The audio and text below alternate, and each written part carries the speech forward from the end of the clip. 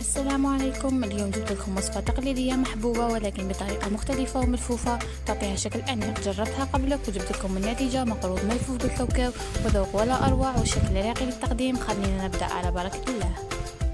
في إناء نخلط 225 جرام زبدة مع نصف كأس شاي زيت وملعقة صغيرة فانيليا وملعقتين سكر.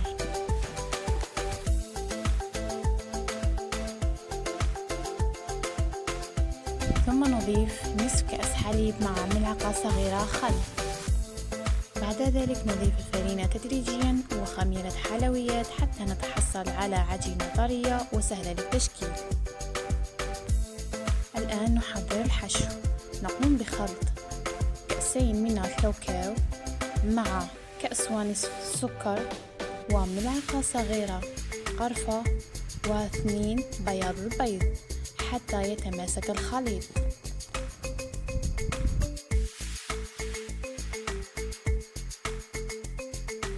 نقسم العجينة ونفرد الجزء الأول على شكل مستطيل ونوزع نصف كمية الحشو.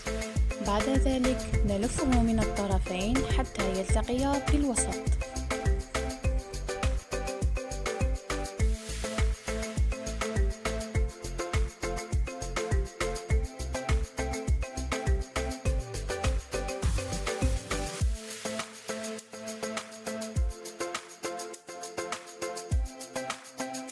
نقطعه إلى نصفين ثم نقطع كل نصف بشكل مائل ونكرر مع الجزء الثاني.